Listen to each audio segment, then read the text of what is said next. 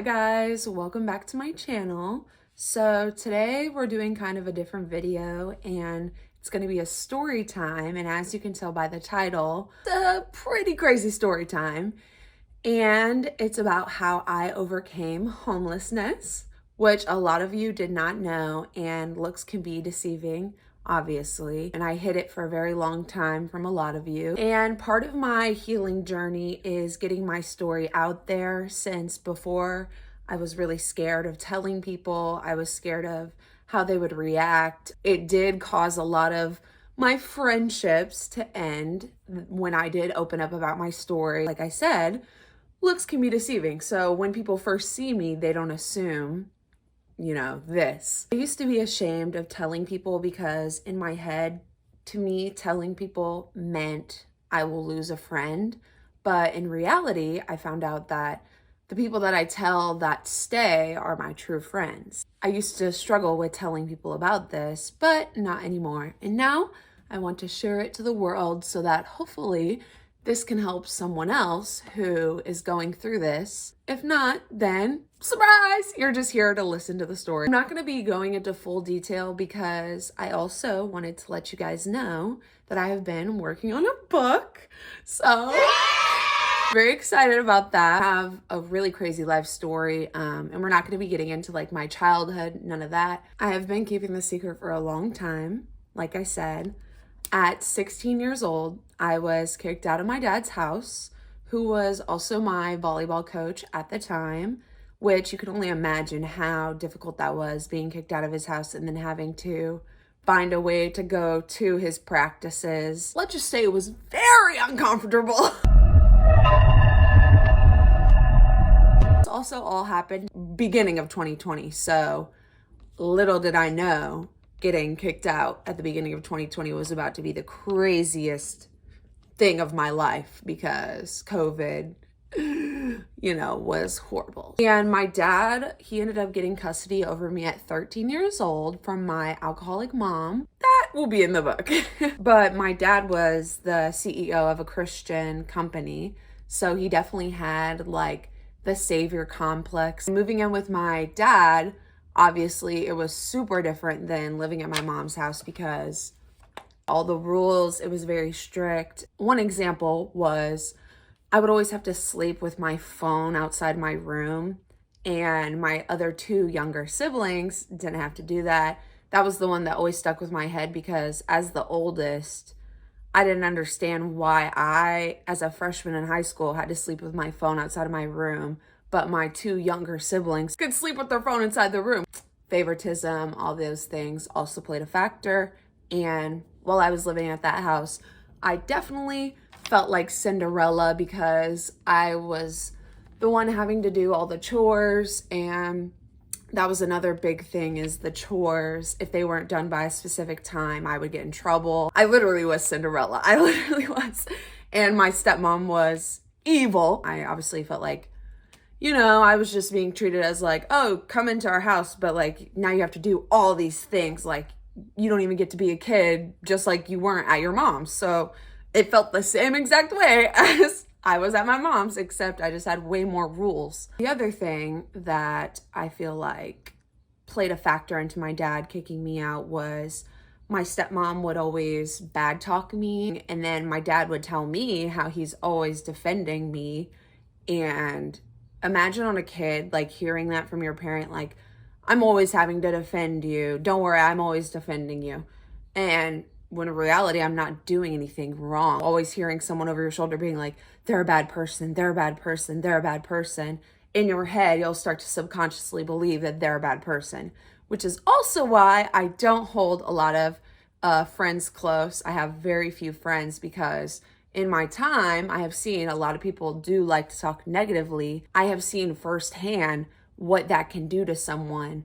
Once you hear those negative things over and over and over again, it will literally transform your mind to believe it. Leading up to the kick out, I got caught at my first ever boyfriend's house. I was just stopping by his house before work for 15 minutes, and I was literally helping clean his room when all of a sudden we hear banging on the door, and the dog is going crazy. We hear like footsteps, boom, boom, boom, boom, coming up the stairs. So we're freaking out and we're like, oh my God, someone has broken into the house. What's going on?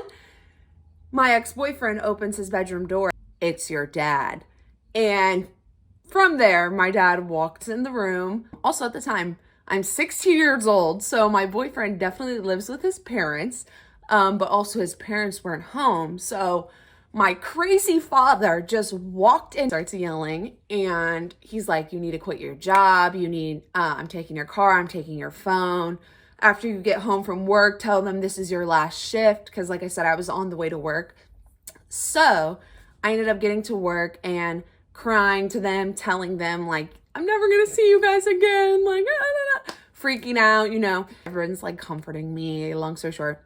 And you're probably wondering, how did he know? Location, he actually put a tracker inside my car, which I later found out through my younger brother. My younger brother told me, oh yeah, that day that you got kicked out, I was in the car with dad in the passenger seat. He told me how you put a tracker in your car and found you. Ha ha ha ha ha. Pause. Wow. Holy cow, that's crazy.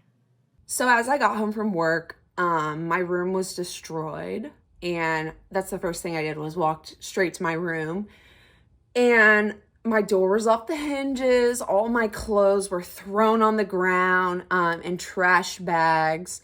My TV was ripped off the wall, mattress flipped. All my clothes from my closet were ripped down. It literally looked like a tornado. I walked downstairs and I go, doo, doo, doo, doo. Because I know my dad's in his office because that's where he always was as the CEO. Very serious, whatever.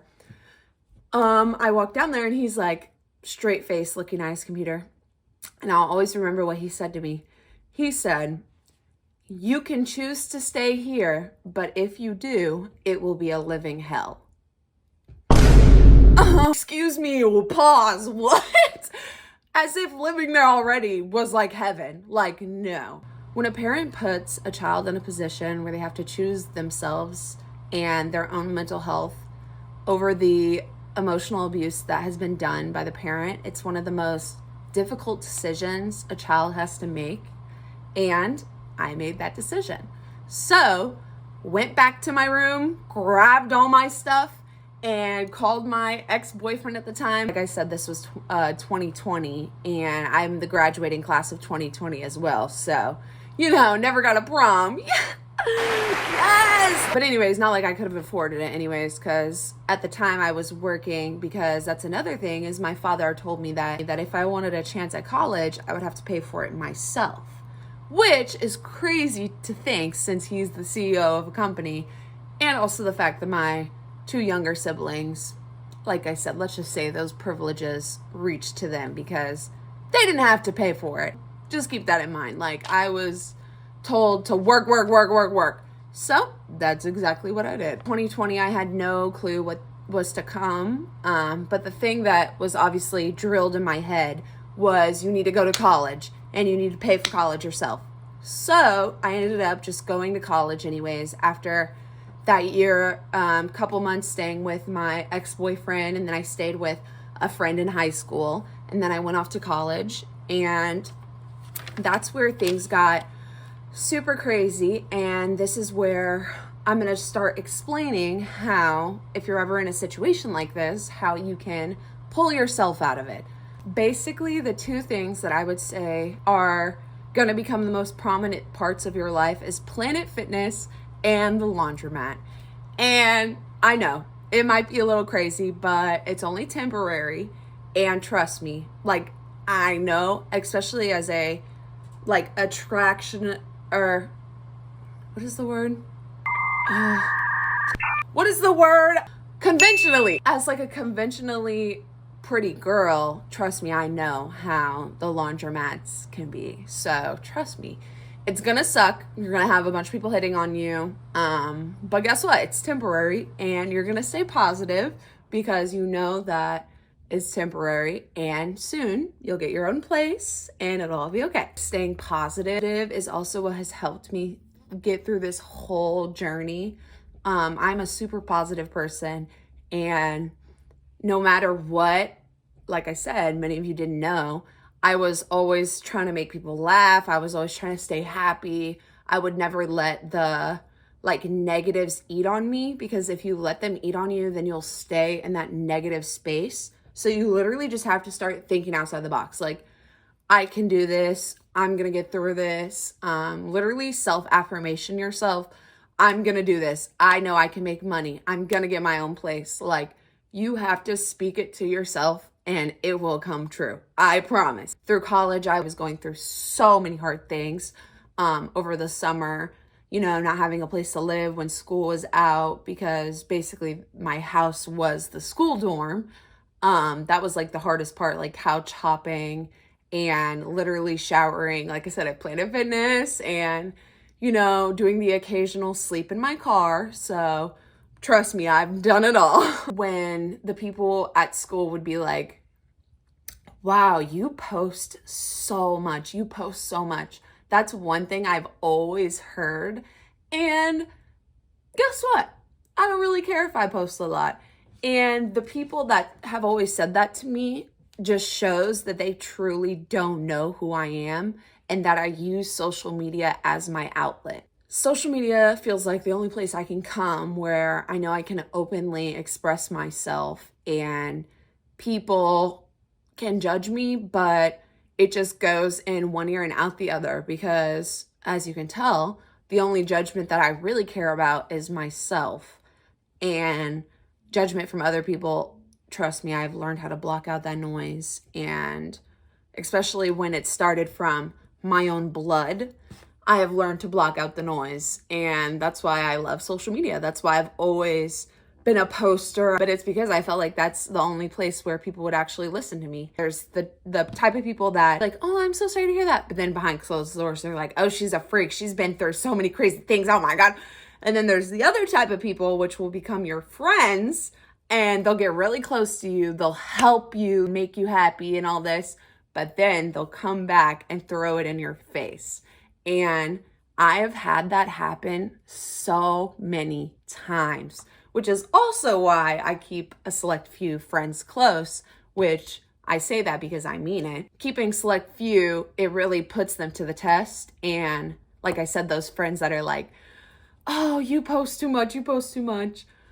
No, I think that you just don't know me. I saw this post on TikTok where it's like, when you help someone and then they try to turn around and say you're a bad person. Just because you help someone doesn't make you a good person.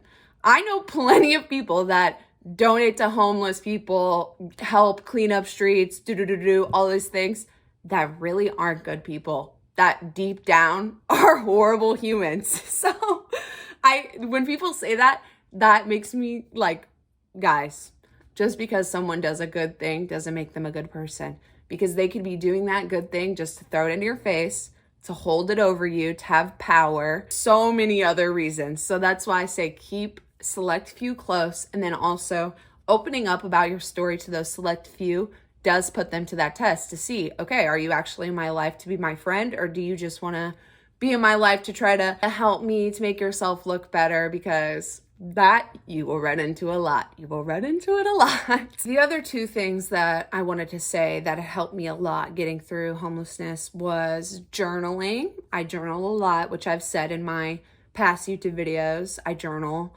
And also, like I said, staying positive and keeping those positive affirmations coming really feeds your mind.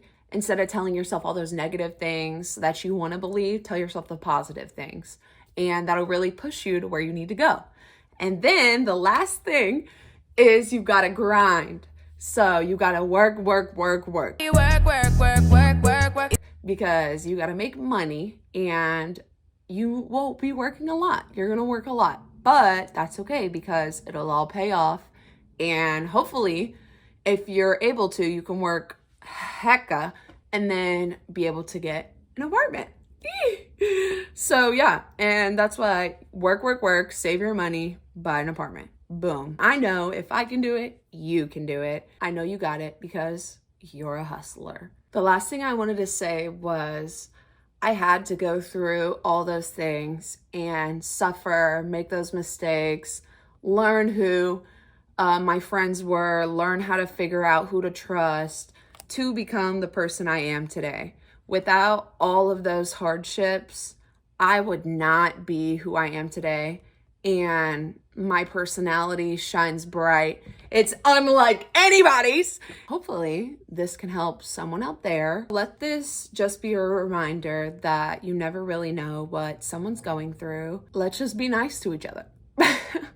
Literally, everyone should be nice to each other, just like I've always been, even through the high school days and all of that, when people would make fun of me because of my height and all that. I still played along, never taken it personal, because I know deep down, those type of people will always be stuck with that negative mindset that eats at them. And that's why they say those negative things, is because it's in their head. But like I said, we are better than that. And you can change your mindset by just saying positive things, talking yourself through it, and you will get through it. If you know someone that's gone through this, or is going through homelessness, just know it's one of the hardest things that they'll ever face. And there's really two choices that you can make when you're homeless, and it's either continue to suffer or come up out of it. And I chose to come up out of it. So I hope this can inspire you guys, and hustle, work, never give up. I love you all so much. I will see you guys in the next video. Going on vacation, so totally different vibe. So I hope you guys enjoy it. Thanks for listening.